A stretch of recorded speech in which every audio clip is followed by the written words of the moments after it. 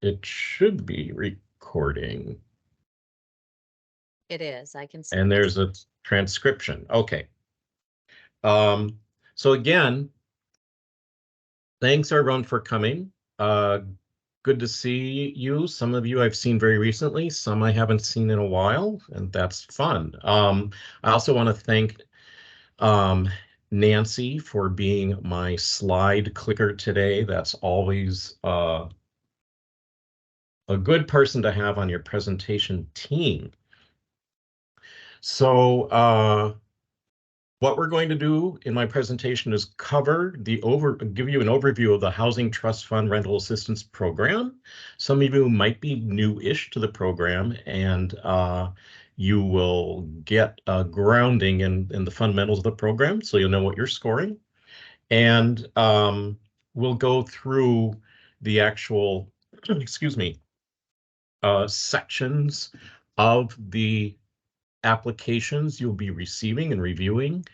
And I'm going to display basically your scorecard, the tool you'll be using to score these as we talk about the sections, to give you hopefully a well-grounded feeling on what you're going to be going through. Again, so thanks for attending. Nancy, do you want to start with the first slide, please? I sure will. Let's give you one moment here. Get it into slideshow. Can everybody see my screen? Yeah, we saw your really frightening calendar. So.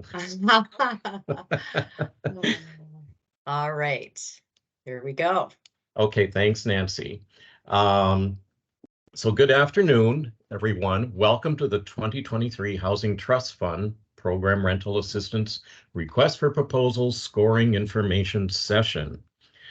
Thank you for your partnership in this important process. Your participation helps to ensure equitable and fair housing stabilization funding throughout Minnesota. This session will address the scoring process for the 2023 Housing Trust Fund Request for Proposals. The presentation portion should last about 25 minutes, and I'll leave room for questions at the end. The session is being recorded. And for those of you who don't know me yet, my name is Darren Cadotte, and I'm the newish manager of the Housing Trust Fund program. Next slide, please. Okay, our Minnesota Housing is the state's housing finance agency. For more than 50 years, we work to provide access to safe, decent, and affordable housing and to build stronger communities across the state. We believe that housing is the foundation for success. So we collaborate with individuals, communities, and partners to create, preserve, and finance housing that is affordable. Next slide, please. The Housing Trust Fund was established by the Minnesota legislature in 1988 and was expanded to rental assistance in 2002. The Housing Trust Fund program provides two types of rental assistance. One is tenant-based, or TBRA, which are rental subsidies for eligible housing of the participant's choice within the administrator's service area. TBRA cannot be committed to any specific development. Another type is sponsor-based, or SBRA, which are rental subsidies and developments that also received capital funding through Minnesota Housing. Minnesota Housing is not currently offering new funding for rental assistance opportunities and capital-funded developments. In 2005, the Housing Trust Fund rules were modified to add a funding priority for programs and developments serving households experiencing long-term homelessness. Priority has since adjusted from serving some long-term homeless households to all participants meeting the high priority homeless criteria and referred by the local coordinated entry system. We currently have about 41 Housing Trust Fund administrators, which is a term we use for awarded grantees, and they're serving nearly 70 counties, and we're working with several tribal nations. Next slide, please. Following the applicant's information section that you'll see in the applications that are distributed to you, there are 4 sections of our request for proposals, or RFP. Note that you do not need to review section D, the Excel spreadsheet that accompanies it. And I'll talk about that more later on in the presentation. You will look at the narrative in that section D though. There's also a fifth optional section called Housing Navigation. Please do review those 4 questions. And next we're going to walk through each of these sections, their focus area, while viewing the associated scorecard section that you'll be completing. Next slide, please. And again, so this is the top, or the applicant information section. This should contain details describing the applicant's organization and the type of grant funding they are applying for. There's really nothing to score in this section. Next slide, please. The first substantive section of the RFP is local program design. In this section, we're trying to get a sense of how applicants are planning and responding to rental market changes, working with households with higher barriers, the need to expand property owner participation, and whether they have persons with lived expertise in homelessness or housing insecurity involved in their program design and rating their outcomes. Next slide, please. So if we, excuse me, go into an example of a local program design question, here is a first question. Here's the first example. Your scorecards will contain the application questions, scoring guidance, and a numeric range of scores that correspond to the strength of the applicant's response. Generally, this will be the format used throughout the scorecard. Please enter a numeric score after reviewing the application, of course. Please enter comments for medium to low scores. High scoring responses do not require comments, but you're always welcome to provide them. You should know that the information session that was presented earlier to prospective applicants gave guidance on what the RFP sections are addressing. The session was recorded and posted to our website. However, we cannot assume every applicant attended or viewed the information session. Next slide, please. Some questions are targeted to either new or current applicants. Current applicants, as I said earlier, are referred to as administrators. Here's an example. If, for some reason, an applicant completed both questions, you can score both, and Minnesota Housing will determine which score to apply.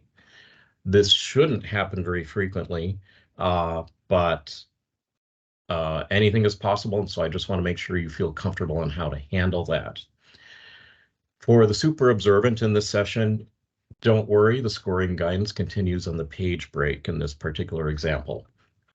Next section, please. Next slide, Nancy, thanks. There's a hand raised, by the way. Oh, sorry, that's me. This is Bree. On the previous slide, I think it changed on this next one, but I had just a question about the scoring because it goes 0 to 3, 4 to 7, and 7 to 9. And if yeah, that's a good question, Bree. This photo is actually not capturing a page break.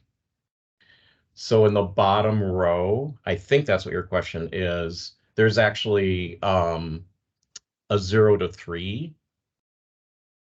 Oh, no. I was just meaning because there's we could put a 7 meaning it's basic, or we could put a 7 meaning it's detailed. So that's just what I was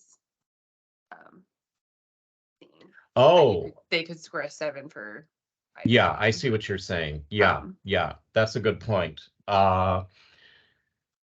7, I think, would start to get into the higher range. 4 to 6, right? So like 4, 5, 6. If you're doing 3 at a time, right? 1, Sure. 2, 3, 4, 5, 6, 7, 8, Yeah. 9. I know it's not it's not perfect, but just adjusting that could help. Yeah, good catch. Thanks. Okay, so just a typo. Yeah. Okay. Okay. Next slide, we're at capacity. The capacity section has questions directed to all applicants and current administrators. This question 5, is an example. And again, there's a page break in here. Note that you can skip the current administrator's response to question 5, since it requires internal data that I have access to when we're talking about their utilization. But you should score the all applicants response. Okay, next slide. Starting this year, Minnesota Housing acknowledges the sovereignty of tribal nations and their inherent cultural competency. The equity section automatically awards all equity points to tribal nations. Simply enter 30 points as a scorer. All other applicants are required to respond to the section's questions. And next slide. Thanks, Nancy. Section D has 2 components, a funding narrative and a budget workbook in the Excel format. You will be focusing on the narrative. The program manager, me, Darren, will review the Excel workbooks. I'm sure you're glad to hear that. Question 15 is an example of what you will review in the narrative. And thanks, Nancy. Section E concerns optional housing navigation funds. Leaving this section blank in and of itself, since it's optional, does not render the application incomplete. In the information session and in the application materials and program guide, applicants are provided the scope of eligible housing navigation activities. And next slide. Yesterday, I emailed all of you a PDF of the timeline. Here's a reminder. And with that, next slide, I can take any questions. Diane. I had a question just related to the budget narrative. So even though you'll be reviewing the Excel budget itself, when I'm reading the narrative, do I have access to the Excel budgets as well? And should I be looking for inconsistencies in comparison? Or am I just going to see the narrative? Yeah. That's a good question. We can certainly provide access to the worksheets.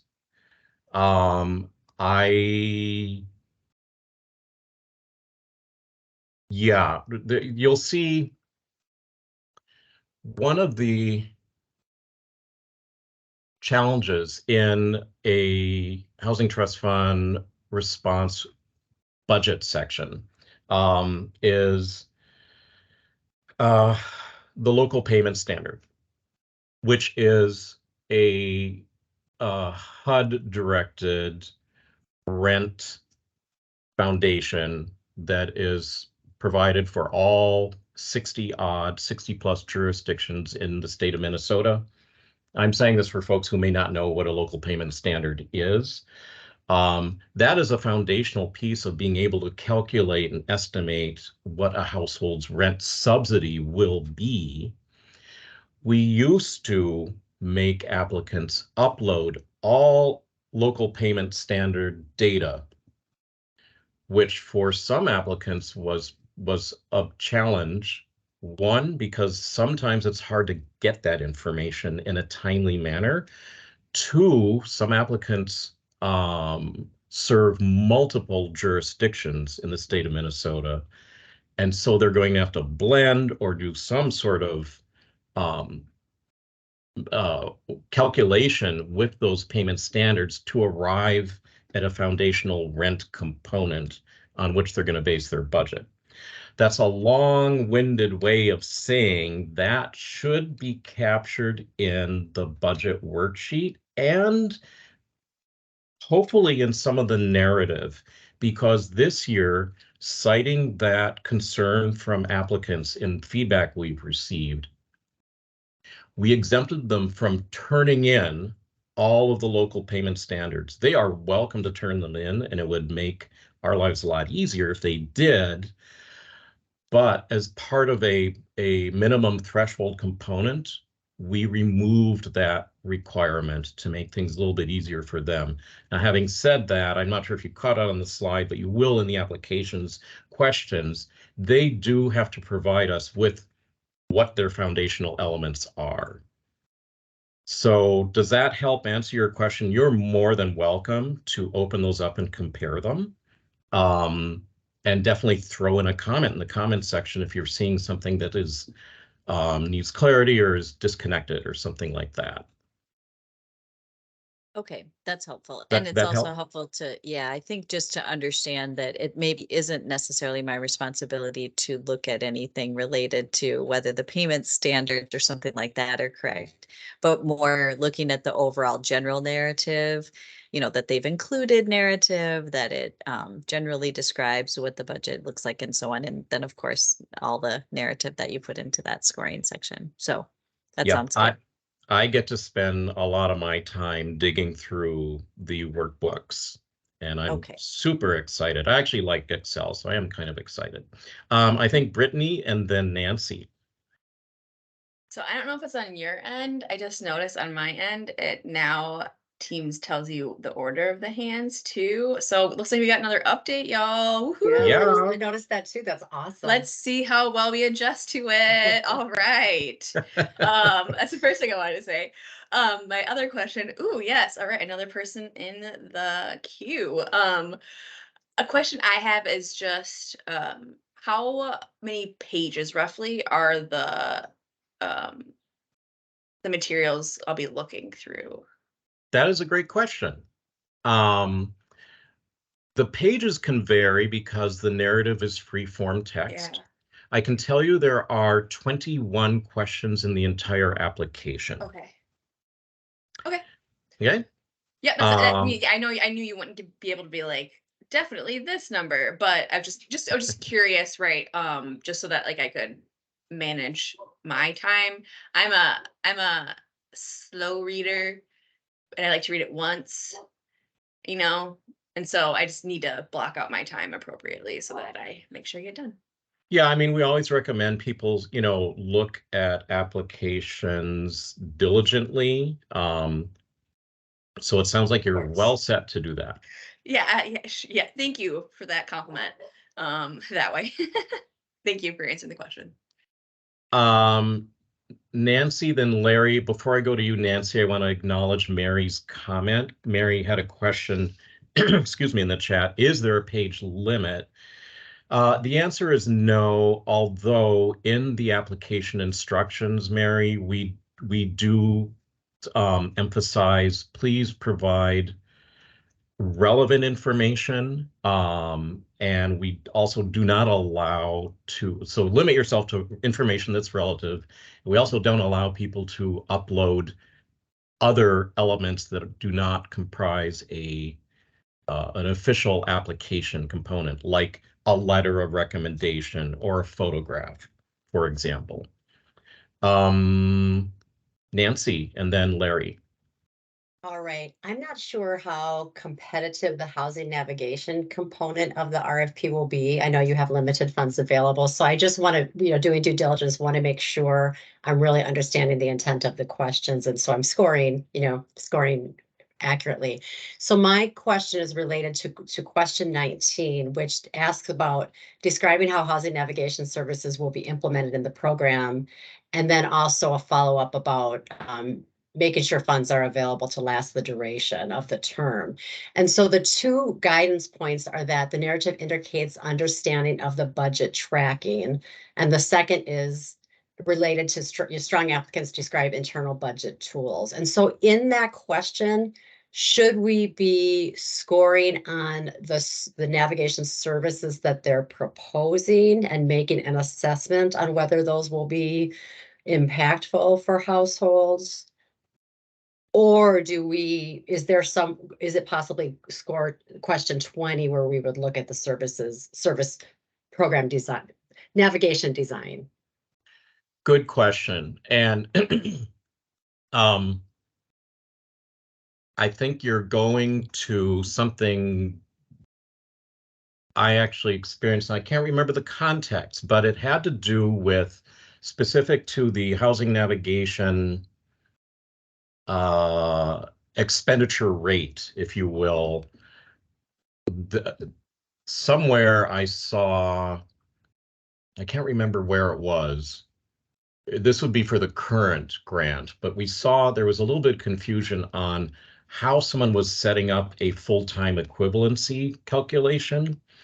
So meaning, you know, if they have someone who's going to be doing housing navigation, but it's not the sole role in the organization that they're performing, how they were calculating that. And we saw sort of apples and burgers, to use G's earlier example, between two applications, and we had to get clarity on that. And I can't, it must have been, I'm not sure whose application it was, but anyway, or it might not have been housing navigation. It might have been another like other budgeting component that involved personnel.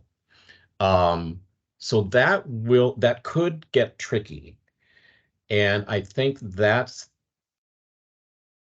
we're just going to have to do our level best to, you know, if you see like a 0.25 FTE, does that mean they're spending a quarter of their time on housing navigation, or are they thinking of something else? I'm thinking of the former, but I'm not quite sure. We can't get into the applicant's head, unfortunately. So we're going to have to do our best. As far as the activities, I think, did you have a question on like when they outline the activities or something like that? Those are pretty well defined in the program guide and in the application materials. So they shouldn't be veering from those too much. What I can do is also supply this entire group with the eligible activities as defined in the regulation. I'm happy to do that, if that would be helpful. Sure, and I just wanted to clarify that you're not looking for them to describe, like, you know, we will be transporting to appointments, we will be calling property owners on their behalf or anything like that. It's just inferred or insinuated that those are the activities that they will be carrying out through applying for these funds. Yes, and Okay. I think the application responses could run the gamut, right, of getting very deep and descriptive and being more inferential, as you say. Larry, good to see you again. Yep, good seeing you too, Darren. I guess my question isn't specific to the application, but I did notice that a DocuSign had been sent out so that we could get access to the applications. And I haven't been either, I missed it coming in, or I will need to have it resent to me. And after walking through the elements of the application, I certainly do want access to them as soon as I can, so I can read through them and do a proper grading, or evaluation. Okay, good to know. I'm making a note to let our colleague know to resend that to you. Does anyone else need DocuSign conflict of interest forms sent to them? I think they were coming out tomorrow, right? Or Friday? Doesn't the timeline say the 26th or no? Because I don't have one. Or is that the due date? Is the due date Friday? It's by the 26th, but I think our colleague Meredith, those of you who work with Meredith at Minnesota Housing know Meredith is on it. So I'm guessing Meredith is trying to get some things done earlier. So some people might have received them already. If you haven't received them, Meredith is well aware of all of your emails and your affiliations and community partnership relations. So she will be getting those out to you very quickly.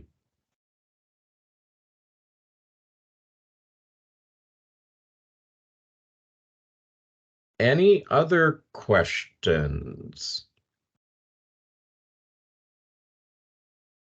Larry, since you brought up the conflict of interest forms, excuse me, I do want to emphasize that the faster those get turned around, the more time we'll have to review these applications.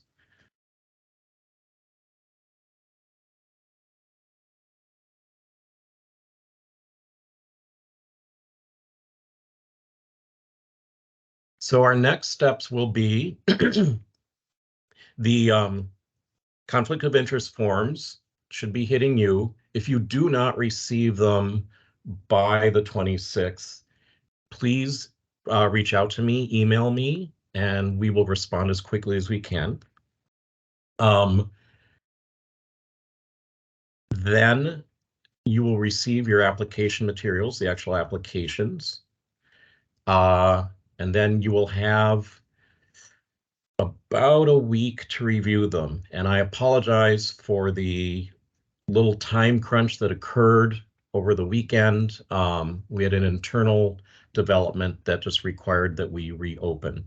So in order to get, just so you understand, in order to provide funding to any awarded grantees in a timely manner that allows for no funding gap, we have a very tight turnaround within the agency. And so that's why we had to sort of crunch our days. So we're all working as fast as we can and as intently as we can to do this expeditiously and to do it right. So thanks for your understanding. Lakeisha.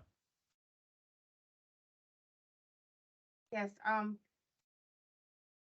is there an expectation of how many you're expecting each of us to review and score? And then because I'm like very, very new, and how long does it typically take to review one RFP for the scoring process? Or, Good question. Very good question. The answer is we don't know, but I can give you a range. Now, why would the program manager not know? Because we have internal data practices in the interest of fairness that I don't know exactly how many applications came in by the noon deadline today. I will know later on, and then I would be able to give you an accurate answer because it's a simple mathematical, division. I'm going to guess between 5 and 7, or how can I explain this? Between 5 and 7.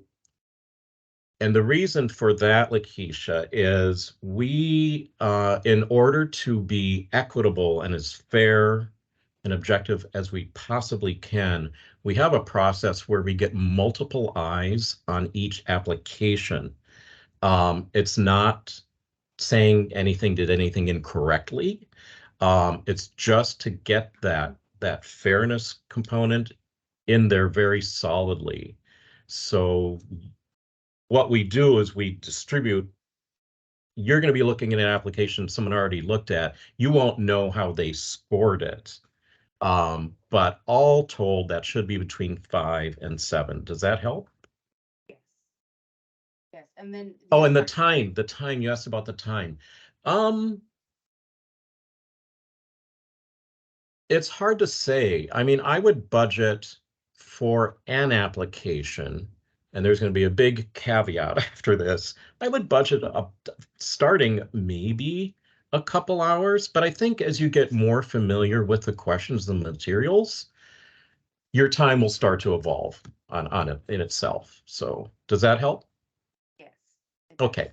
And then one last, sorry, I should have said at the beginning, but one more, so doing we'll be getting the assignment will come from you via email? Or how do you assign the RFP so that I know to go and review them, or how is that distributed? Yeah, no, good question. You'll receive them via email. Okay. Yep. And Brittany, thank you for clarifying my jumbled words today. in Oh, the not chat. a problem. No, not a problem. In my past job, I did training on how do you address hiring bias and application bias, and that's one of the things you can do is having multiple people review things and discuss if there's a huge discrepancy between the two, so that it fosters like open communication and allows people to also keep each other accountable for like, oh, it sounds like there's a little bias in there maybe, or oh, I think we talked about this and I think we're scoring him incorrectly on this, that kind of thing. So it's just, I'm very supportive of it. So yeah, just wanted to share that tidbit. Thanks. And Diana's contributed the chat. When I have reviewed applications from a program for the first time, it usually takes me 3 to 4 hours for the first one, and then I can get into a rhythm that lessens the time for the additional applications.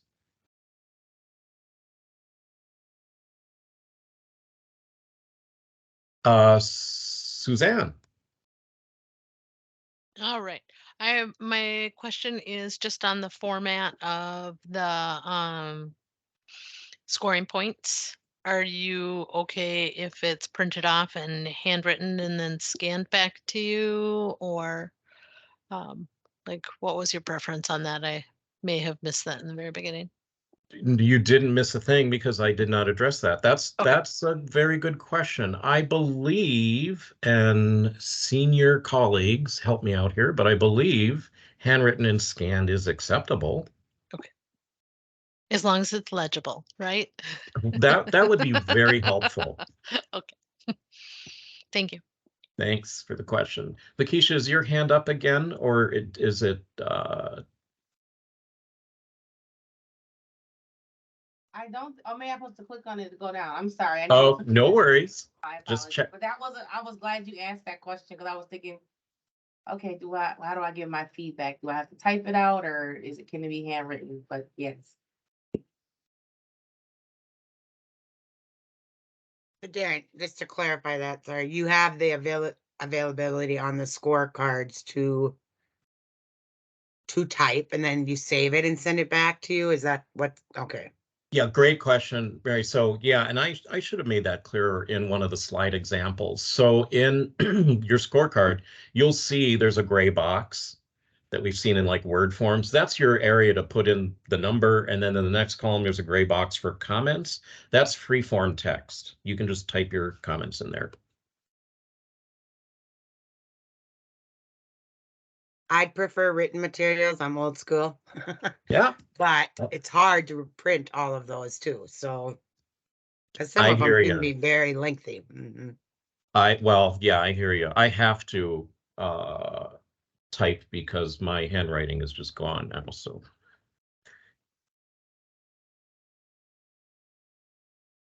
I'm just gonna ask the question just to ask it. I know there's a budget issue, like implications with this, but would it be possible to have documents printed out and sent, for example, to like Mary, because she's like way up north, right? And so it's not as simply as like, oh, stop by the office, right? It's like, right. I'm just throwing out the idea of like getting stuff to people, considering that.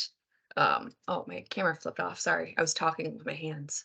So I just want to throw that out there. Maybe you guys can figure that offline. I just want to advocate for people being able to have physical. I also love physical documents, but I'm 20 minutes from the office. I can go in and print it off right there, right? So it's easy for me to do that trip. So I don't know. No, it's a very solid point, Brittany, and thanks for reminding me of it. I should have expressed that earlier. Yes, if people want a particular format of delivery, just shoot me an email and we'll make it happen. Thank you. I assume we have like couriers and all that stuff. Like we can get stuff to people quickly. We've used couriers, I know, for some of our consultants when they want to have actual documents. Yeah. And we've used that. So I can absolutely make that happen. Just let me know in an email. Hey, Darren, just on that note, normally we would provide some administrative support, but Leanne is not available for the next week or so. She is out of the state, so we don't have a direct admin. Her daughter had a baby, so it's all very good stuff, but she is out for that reason, and we don't have an immediate backup for those sorts of activities for at least to mid next week. Okay. Noted, James. Thanks for that. That means if necessary, and I'm more than happy to do this, I will happily drive into the office and get these things to people as they need them.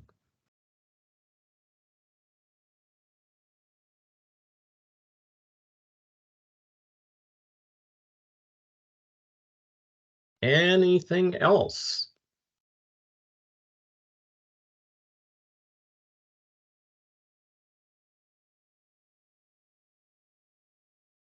Okay, well, I hope you have most of the information you need to complete this process. I really can't stress our gratitude toward you volunteering your time this way.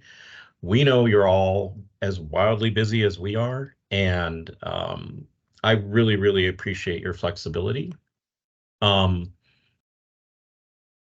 And we'll take it from there. Again, email me if you want to receive your applications in a preferred format. And if you have any questions, you have my email and my contacts. Thank you. Thank you. All right. If I don't talk to anyone sooner, have a great long weekend. I think everyone deserves it.